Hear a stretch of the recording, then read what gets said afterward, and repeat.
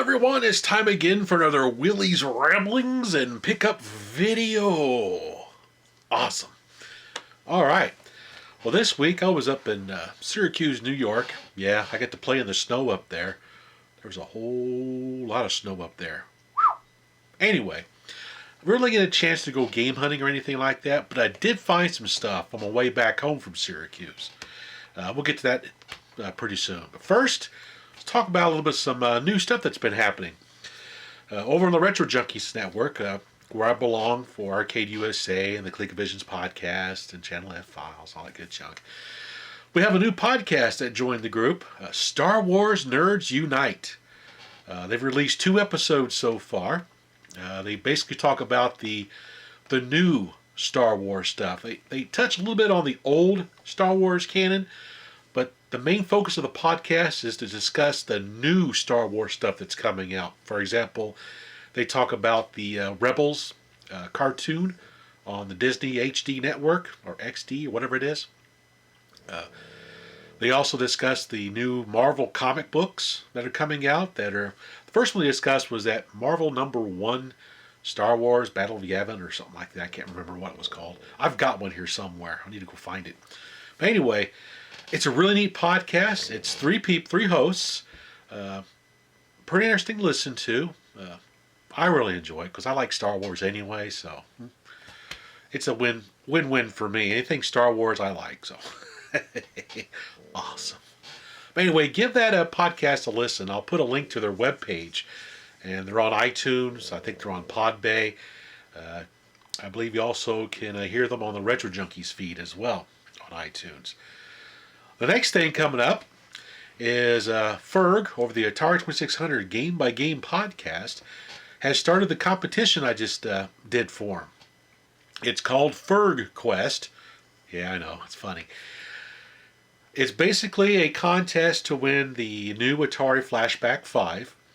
And what you have to do is you have to listen to his podcast, and there's an audio segment in there. Now, there's 3 audio segments, and each audio segment is theme-based. For example, the first segment is Earth World, which, Atari 2600 Earth World, then Fire World, and then Water World.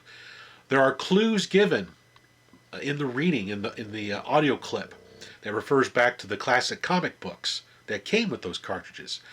And the whole idea of the contest is at the very end of Water World, you then try to figure out what the secret phrase is, just like they did on the original contest back then. So you send in what you think the phrase is supposed to be back to Ferg, and if you guess correctly, you get the Atari Flashback 5. So the first person to guess it correctly will get this Atari Flashback 5 game system. So that's something fun I thought I would do for him. It's a great show. I recommend listening to it if you're a fan of the Atari 2600. And my pug is snoring. Oh well. Also this week, I was finally able to get the latest episode of the Channel F files recorded. Episode video cart number 8, where Scott and I talk about magic numbers and NIM. Basically, magic numbers is you got to guess the number that the Fairchild is thinking. If you guess the right number, you'll see a little red H appear. If you guess one of the digits right, if you don't, you'll see a T. If you guess the right digit, but it's in the wrong place. It's a cool game. And then NIM, of course, is based on an ancient Chinese game where you try to be the last person. When you try to make the other person be the last one to take the last digit out of the pile or rock or whatever. On the Fairchild, it's digits. Very fun logic game. There is a pattern to it. There's a logic to it that I did a video on earlier on how to play NIM. So that's pretty cool. Finally got that crazy episode out. Been trying for 2 weeks to get an episode out of there. Also, something new. Not new. It's update on something new coming out.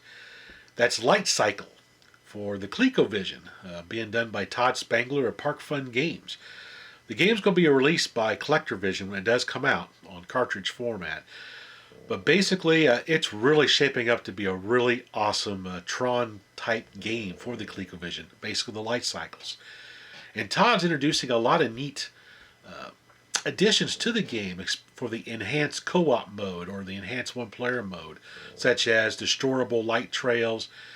You can actually create a hole in the wall to get bonus points, just like in the movie. He's been really working hard on updating the graphics and everything, and it's looking really sharp.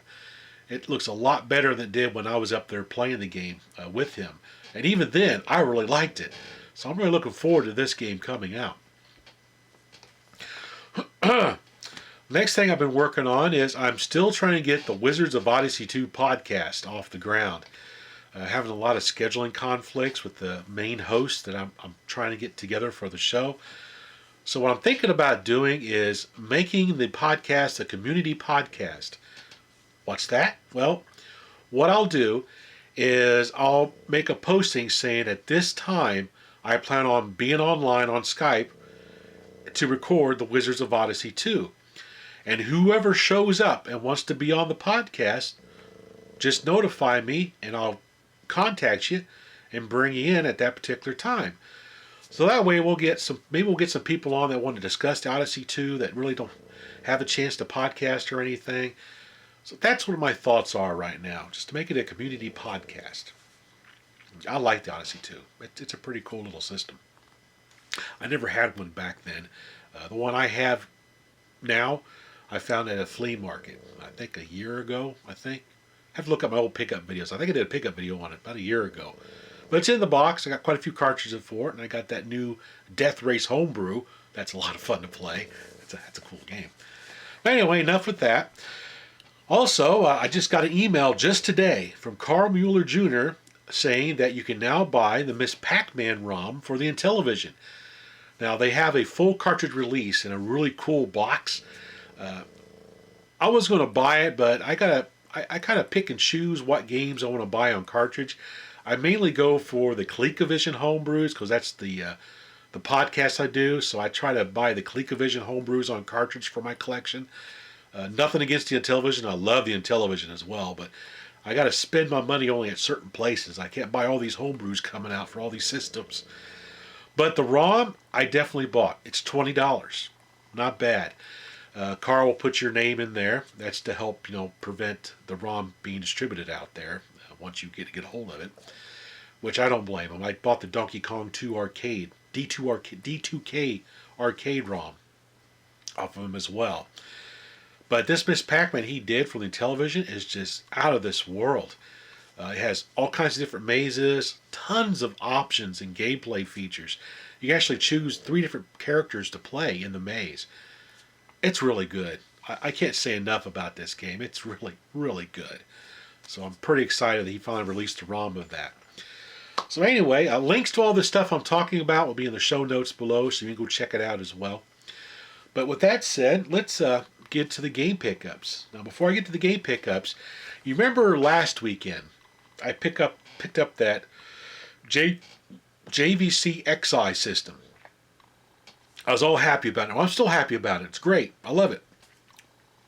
I got to looking at the power supply, and it came with a Genesis 2 power supply, or the one that's used to power the Sega 32X, which is the little 850 milliamp 10-volt power supply. Even though the plug fits into the JVC XI, it does have enough power to power the crazy thing. Oh yeah, it'll work, but it'll start to get really hot, especially when you're using the CD part of it. And it can actually cause some low voltage damage in your XI because it's trying to draw too much current. It overloads the chips in there. So, and unfortunately, the JVC XI takes a special power adapter. It's like 9.5 volts and 1.5 amps. Whoa. It's the same power requirement as the Sega CDX. So awesome. I have a Sega CDX as well. So I can use that power supply. But I don't want to keep flopping power supplies back and forth all the time. So I went looking and I found a power adapter that is 9.5 volts and 1.5 amps. Works like a charm. The unfortunate thing is this has also been discontinued. Just like the JVC XI power supply has been discontinued. Best Buy used to sell these. It's made by SEMA, and it's called the Ultimate Adapter. I know it's got green, so you're probably seeing the stuff behind there. Oh well. But with this, it's got the little plug right there that'll fit your Sega JVC XI or your CDX. makes a great alternative for an alternate power supply that pretty much matches the exact specs of your two systems. So if you're able to find one of these, I recommend picking one up, especially if you have a JVC XI or a CDX. You can still find them online every once in a while, like on eBay. This one I found on Amazon.com, and I gave $9 for it, so it's not too bad. Now let's get to the game pickups. All right, the first game I picked up is I found another game from my Dreamcast collection. Now, normally I wouldn't pick this kind of game up, but I pretty much picked up all the games I really like on the Sega Dreamcast. And now I'm just picking up some of these second titles, stuff that I'm not really interested in, but it's cheap. I'll pick it up, throw it in the collection. And I picked up, what is this? Championship Surfer. Not too bad of a game.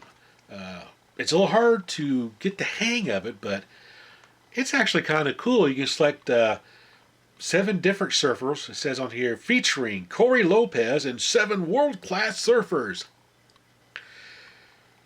Pretty cool. It's got some arcade modes in there, some championship modes, free play, freestyle, that kind of stuff. It's not too bad of a game. Like I said, once you get used to how the surf mechanics work, it's actually a pretty fun game to play. You have different camera angles you can select. It's pretty cool. So if you like surfing games, I would try to give this one a look-see. If you get a chance to pick it up or even play it or something. See if you like it. I did. Pretty cool. The next game I picked up was, for my Sega Genesis, Power Monger, from the creators of Populous. Basically with this game, like we're in Populous, where you actually build up the land and you did stuff like you was the god kind of guy with your little people down there. This one has a similar kind of graphics, where you see a 3D kind of representation of your land mass and things like that. But in this one here, it's more like a strategy game where you select your people to do different things, like grow food or collect food or invent stuff, things like that. And basically what you're trying to do is you're trying to take over the island from the other power mongers that are also playing against you. So I got to play it some more, because I really don't know how to play this game. But luckily this one came with the instruction book and everything, so at least I'll man, look at this. That is a thick instruction book. Holy cow. Oh, neat. What's on the back? Oh, F-22 Interceptor. I had that game. That was a cool game. I like that one. Oh, anyway. Pretty cool game. Next up, another game from my Sega Genesis. I picked up The Terminator. Awesome. Really fun game. Hard as heck. Lots of fun. Basically, in this game, you play Kyle Reese. And you start off in the future, and you're going into the Skynet base and everything. And you're trying to get to the time machine to go back to the past to, protect Sarah Connor and all that good stuff. So it follows the movie. So it's a movie game on the original Terminator. And I wasn't going to pick this up because a lot of times movie games aren't all that great.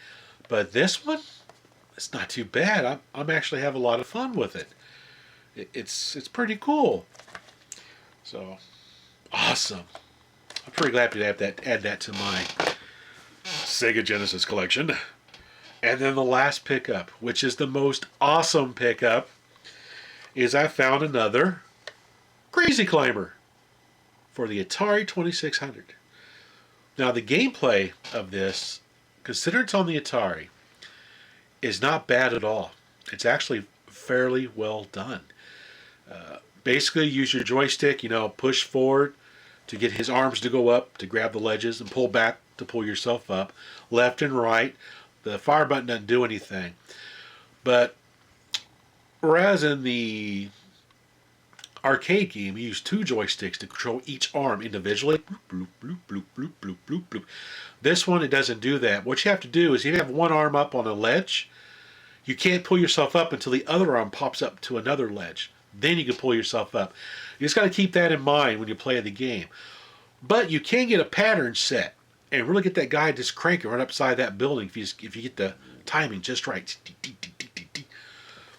fun game. This was the Atari Club. It was a mail-in exclusive. You only get from the Atari Club back then. I do remember seeing these and some of the other games like Gravitar that put the silver label and Quadrun in like clearance bins back then.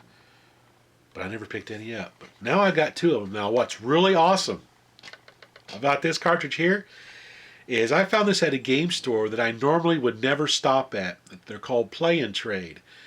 Usually when I stop at the Play and Trade stores, usually they have not a real big selection of the older classic stuff, and they're usually way, way overpriced. So I typically don't stop at them. Well, there's one near the airport that I fly into every once in a while. And I had some extra time, before I had to head on back to my house. I said, you know what the hey, I'm going to stop by that store just to see what's in there. I've never checked it out. So I stopped in there, checked it out. And I'm looking at the Atari 2600 rack. They had a few games there, like had Atlantis and things like that. I'm scanning the racks and I see Crazy Climber. Whoa! So I pull it out. Now, check this out. The price of this Crazy Climber was, is that focusing? Look at that. $7.99. Holy moly! That's awesome. So, of course, I had to pick it up. And when I was checking out this game, I was like, do you have any other Atari 2600 cartridges in the back or the back I could look at? Of course they didn't. All they had was that stuff out there. And the guy was telling me that they're starting to phase the older classic stuff out of the store, which is kind of a bummer. It's getting harder and harder to find this stuff from pre-1984 anymore. So eventually it's going to be gone altogether. Anyway, that's all the pickups for this week. Next week I'm going to be heading up to Toledo, Ohio. More snow to play in. But there's a game store up there. I can't remember the name of it right now, but I went to it once before, and that's where I found my Splatterhouse 2 and my Splatterhouse 3 complete in the box for my Sega Genesis. So I'm going to hit that store again while I'm up there and see if I can find anything else really cool. So hopefully next weekend I'll have another video to put out to see what I picked up in Toledo. So until then, thanks for watching.